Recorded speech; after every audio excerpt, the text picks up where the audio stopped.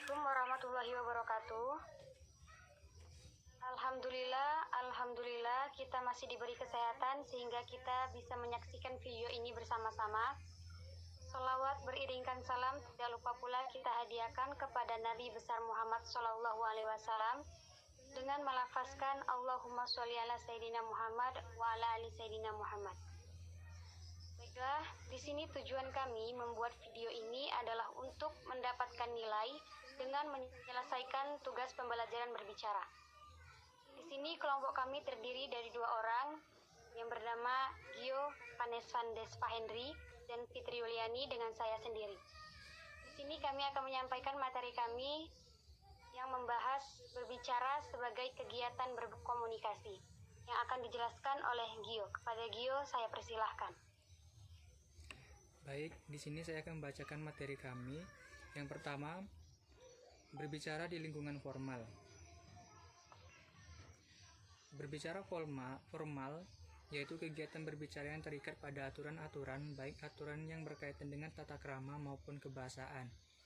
Bahasa formal adalah bahasa yang biasa digunakan seseorang yang sedang berbicara di lingkungan kerja, sekolah, dan sebagainya, sehingga menunjukkan rasa sopan santun kepada lawan bicaranya.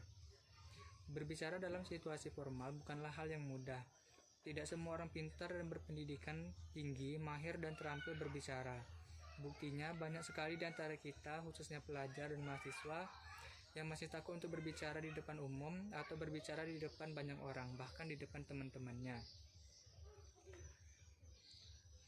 Persiapan berbicara dalam situasi formal. Pembicara yang baik perlu mempersiapkan diri semaksimal mungkin sebelum menyampaikan materinya. Agar pembicara dapat tampil secara maksimal, maka perlu mempersiapkan beberapa hal sebagai berikut. Yang pertama, memilih topik pembicaraan. Topik pembicaraan adalah pokok atau subjek pembicaraan. Persiapan pertama untuk berbicara di depan umum terfokus kepada pemilihan topik yang tepat dan menarik. Topik pembicaraan merupakan salah satu penunjang keefektifan berbicara. Yang kedua, menentukan tujuan, bahan, dan kerangka pembicara. Menentukan tujuan, bahan, dan kerangka wacana pada hakikatnya dapat mengarahkan efektifnya pembicaraan. Pembicaraan terarah dengan baik sesuai dengan apa yang diharapkan oleh pembicara. Oleh karena itu sangat perlu diperhatikan sebelum melaksanakan aktivitas berbicara. Yang pertama, menentukan tujuan. Pembicara harus dapat merumuskan secara jelas tujuan umum, tujuan khusus, dan ide sentral materi yang dibawakan. Yang kedua, mengumpulkan bahan atau materi pembicaraan. Mengumpulkan bahan atau materi pembicaraan apabila penentuan tujuan pembicaraan telah dinyatakan secara jelas. Bahan pembicaraan yang dikumpulkan harus relevan dengan tujuan pembicaraan. Menyusun kerangka pembicaraan. Kerangka pembicaraan adalah suatu pola atau acuan yang dipedomani oleh pembicara dalam menyusun dan mengembangkan suatu gagasan pokok. Rambu-rambu berbicara formal. Adapun rambu-rambu yang harus diperhatikan dalam berbicara formal yaitu sebagai berikut. Yang pertama, mendengarkan baik lawan bicara. Yang kedua, menggunakan kosakata dan artikulasi yang jelas. Yang ketiga, tidak memotong alur pembicaraan orang lain. Yang keempat, menggunakan kata-kata yang baku dan mudah dimengerti orang lain. Yang kelima, berbicara harus menatap lawan bicara Anda. Yang keenam, suara harus tegas. Yang ketujuh, tata bahasa yang baik dan benar. Yang kedelapan, jangan menggunakan nada suara yang terlalu tinggi. Yang kesembilan, pilih tema pembicaraan yang baik yang mudah dimengerti. Yang 10, menggunakan bahasa yang santun dan sopan. Yang ke-11, jangan menggunakan bahasa atau kata-kata yang bertele-tele. Jenis berbicara dalam situasi formal yaitu pidato, diskusi, presentasi, konferensi, simposium, debat, seminar, dan wawancara. Hambatan berbicara dalam situasi formal. Yang pertama, ada hambatan yang bersifat fisik. Antara lain meliputi alat ucap yang sudah tidak sempurna lagi, kondisi fisik yang kurang segar, dan kesalahan dalam mengambil postur dan posisi tubuh. Yang kedua, hambatan yang bersifat mental atau psikis. Terdiri atas 2 bagian, yaitu hambatan mental yang temporer dan hambatan mental yang laten. Hambatan mental yang temporer misalnya rasa malu, rasa takut, dan rasa ragu-ragu atau grogi.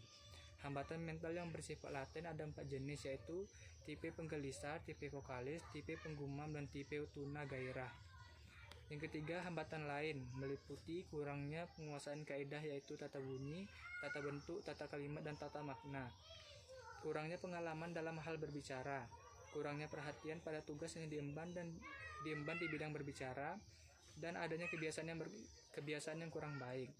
Sedangkan hambatan eksternal meliputi hambatan yang berupa suara, hambatan yang berupa gerak, hambatan yang berupa cahaya, dan hambatan yang berupa jarak. Materi kedua yaitu berbicara di bandara.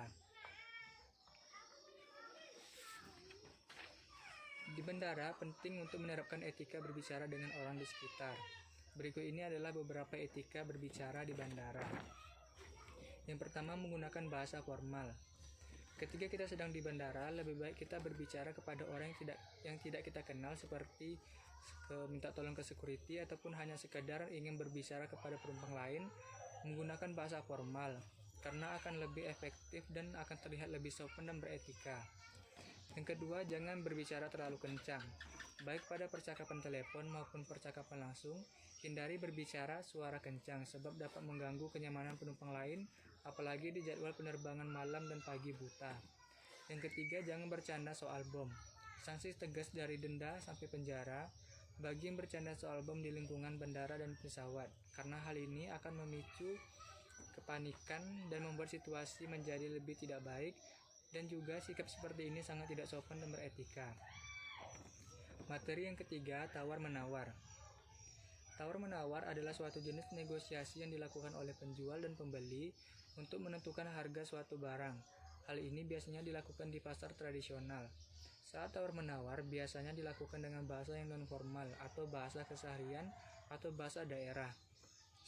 Saat menawar harga sebuah barang, pastikan menggunakan bahasa yang baik dan sopan. Tidak ada salahnya juga menggunakan suara lembut dan kata-kata halus untuk meluluhkan hati si penjual. Dengan bersikap baik, siapa tahu bisa mendapatkan potongan harga atau barang yang diinginkan. Karena bersikap keras, tegas, dan mendesak kadang-kadang hanya akan membuat si penjual jengkel dan justru membiarkanmu berbelanja di tempat lain.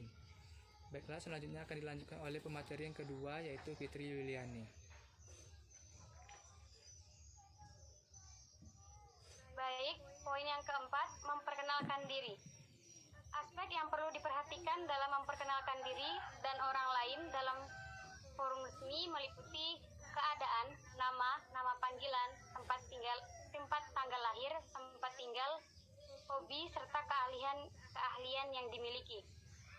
Dalam pendidikan yang perlu diperhatikan sekolah dasar sampai pendidikan terakhir, nama institusi, tempat dan tahun, serta pendidikan formal. Pekerjaan dan jabatan, karya-karya yang berharga, prestasi, dan karir. Saat memperkenalkan diri, kita harus memperhatikan kedudukan kita. Cara memperkenalkan diri dari orang lain, pertama, lakukan secara tenang dan meyakinkan dalam suasana rileks. Kedua, gunakan kalimat-kalimat perkenalan dan ucapan secara lancar dengan intonasi yang bervariasi. Ketiga, tempatkan jeda secara tepat. Keempat, lafalkan setiap kata yang digunakan secara jelas. Hal-hal yang harus diperhatikan dalam memperkenalkan diri. Yang pertama, menempatkan jeda yang tepat dalam mengucapkan kalimat. Yang kedua, kata ganti, misalnya kamu, kalian, engkau, dan Anda. Materi yang kelima, berkirim pesan. Berkirim pesan adalah proses komunikasi antar bagian sistem untuk membagi variabel yang dibutuhkan. Proses ini menyediakan dua operasi, yaitu mengirim pesan dan menerima pesan. Ketika dua bagian sistem ingin berkomunikasi satu sama lain, yang harus dilakukan pertama kali adalah membuat sebuah link komunikasi antara keduanya. Materi yang keenam, komunikasi lintas budaya. Komunikasi lintas budaya adalah proses di mana dialihkan ide atau gagasan suatu budaya yang satu kepada budaya lainnya, dan sebaliknya. Dan hal ini bisa antar dua kebudayaan yang terkait ataupun lebih. Selain bahasa, komunikasi lintas budaya berfokus pada atribut sosial, pola pikir, dan budaya dari kelompok-kelompok yang berbeda dari orang-orang. Hal ini juga melibatkan pemahaman budaya yang berbeda, bahasa, dan adat istiadat orang-orang dari negara-negara lain. Tujuannya untuk saling mempengaruhi satu sama lainnya, baik itu untuk sebuah kebaikan kebudayaan maupun untuk menghancurkan suatu kebudayaan, atau bisa jadi tahap awal dari proses alkulturasi. Baiklah, itu tadi materi dari kelompok kami. Kurang dan lebih kami mohon maaf. Saya ucapkan Assalamualaikum warahmatullahi wabarakatuh.